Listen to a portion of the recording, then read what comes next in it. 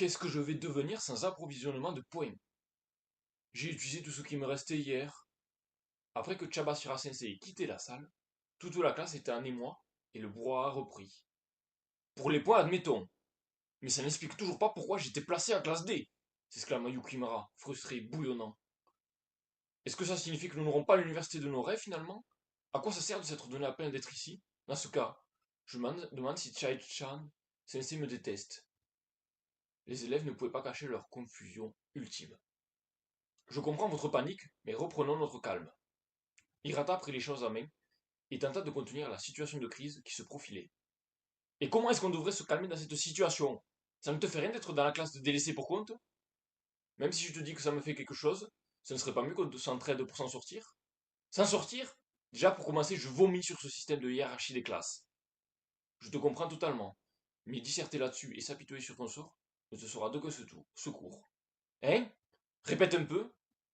Ni une ni deux, Yukimura se dirigea vers Hirata et l'attrapa par le col. Arrêtez tous les deux.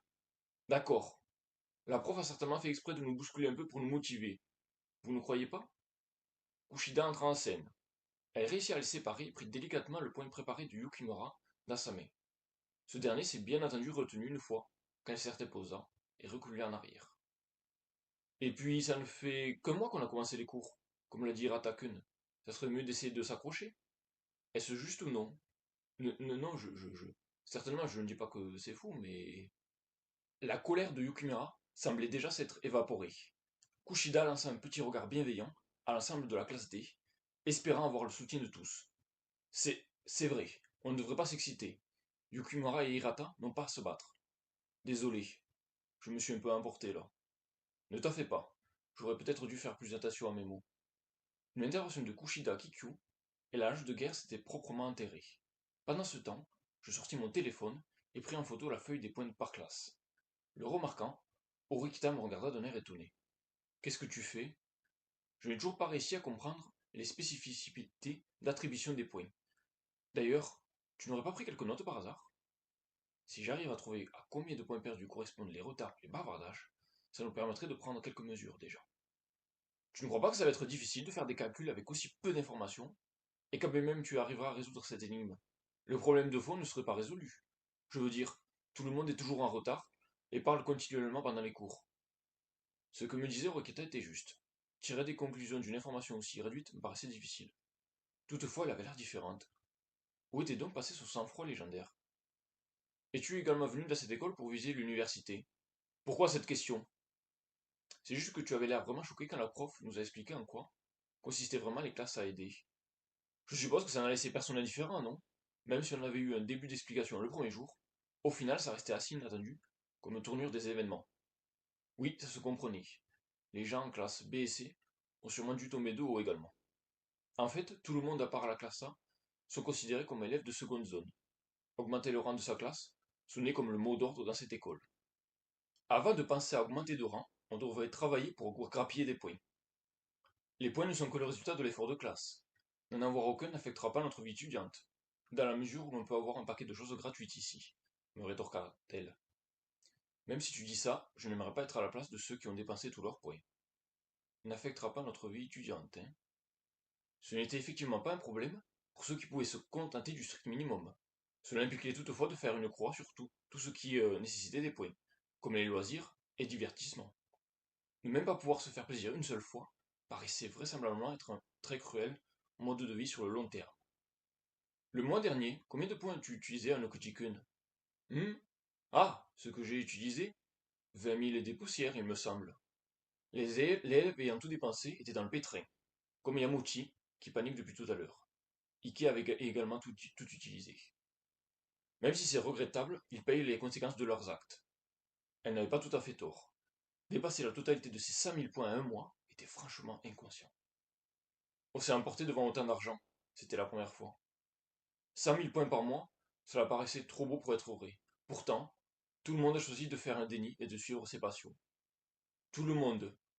Une fois que les cours auront commencé, j'aimerais que vous soyez impeccable niveau comportement. Surtout toi, Sudo. Qu'une. Hirata capta tout de suite l'attention de toute cette classe bruyante en prenant place derrière le pupitre. Tss, qu'est-ce que tu me chantes? Ce mois-ci, nous n'avons rien eu. Et notre vie sociale et étudiante risque d'en prendre un sacré coup si ça continue. On ne va pas rester à 0 point jusqu'en terminale quand même. Certainement pas. Une fille s'exclama, à l'entente du discours d'Irata. Ce dernier lui fit un hochement de tête bienveillant. Bien sûr que non, alors nous n'avons pas le choix. Nous devons tâter d'avoir quelques points pour le mois prochain. C'est pourquoi nous devons coopérer et travailler tous ensemble. Ça commencera par un effort individuel pour stopper les retards et les bavardages.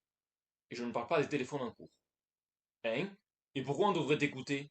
À quoi ça sert si ça n'augmente pas notre nombre de points? Si on perpétue ces mauvaises habitudes, on perd toutes les chances d'augmenter notre nombre de points. C'est juste qu'on ne peut pas descendre en dessous de 0, quoi. Je ne comprends pas justement. Même si on se donne du mal et qu'on bosse comme des fous, ça n'augmentera pas nos points. Sur les nerfs, Sudo ronchonna et croisa les bras. Remarquant l'attitude de Sudo, Kushida reprit la parole. Mais arriver à l'heure et écouter en classe n'est pas censé être quelque chose de normal. Je pense comme Kushida-san, c'est le minimum. Tu dis ça pour te donner bonne conscience, mais en réalité, c'est inutile si nos points n'augmentent pas. Reviens quand tu auras trouvé comment on peut concrètement les augmenter. Je comprends le point de vue de Sudo-kun. Désolé si je peux paraître donneur de leçons. Hirata s'inclina vers Sudo, toujours en colère. Toutefois, Sudo-kun, si nous ne faisons pas équipe, nous n'avons aucune chance de pallier notre nombre de points. Mais je m'adapte de ta vie. Ne me rentre pas dans tes plans, c'est compris? Comme s'il était trop gêné pour rester dans la salle, Sudo sortit. Est-ce qu'il va revenir quand les cours vont commencer, ou bien compte-t-il sécher la journée? Sudo-kun ne comprend pas bien la situation, je crois. C'est le plus gros retardataire. Sans compter sur lui, on va pouvoir s'en sortir ou pas? Oui, c'est vraiment un boulet. Pourquoi est-ce qu'on l'a dans notre classe? Il faut dire que la matinée fut riche en émotions pour tout le monde. Mais les gens arrêtèrent de se plaindre de Sudo assez rapidement. Hirata descendit du pupitre et se dirigea vers le premier rang. Orikita-san et Anokoji-kun, est-ce que vous aurez du temps après les cours? Je voudrais discuter avec vous de stratégie pour augmenter nos points. Je tiens vraiment à ce que vous m'aidiez. Qu'est-ce que vous en dites? Pourquoi nous? Je veux tenir compte de ce que chacun pense. Néanmoins, si j'organise une session avec toute la classe, où chacun prendra tour à tour la parole, je mets ma main à couper, que la moitié ne sera pas attentive. C'est pour cette raison qu'il est venu nous voir. Je ne crois pas que nous puissions lui être d'une quelconque aide. Mais ça vaut le coup d'essayer, même si je... Désolé, mais peux-tu demander à quelqu'un d'autre? Je ne suis pas trop débat. Tu n'as pas à te forcer à parler. Ta présence et ton attention suffiraient. Tu m'envoies navré, mais je n'ai pas l'intention de participer à une réunion sans aucune raison valable. Sèche et direct, sans même considérer le point de vue de Hirata, Orikita l'envoya balader encore une fois. D'accord, je suis désolé. Si tu changes d'avis, surtout n'hésite pas. Orikita n'écoutait déjà plus Hirata, définitivement résigné. Et toi, Ayonoko-jikun? Je me disais que ça ne pouvait pas être une mauvaise idée. Après tout, il était probable que la plupart de la classe soit partante. Toutefois, Orikita risquerait de recevoir le même traitement que Sudo s'il se révélait être la seule à ne pas participer. Je ne passe pas. Désolé. Non, c'est moi qui le suis. N'hésite pas à me faire savoir si tu changes d'avis.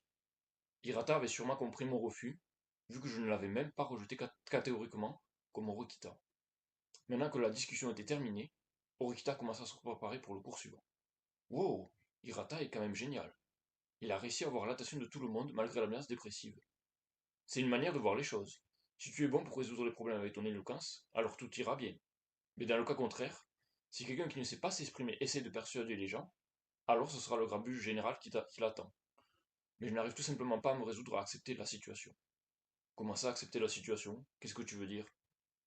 Orikita me laissa sans réponse.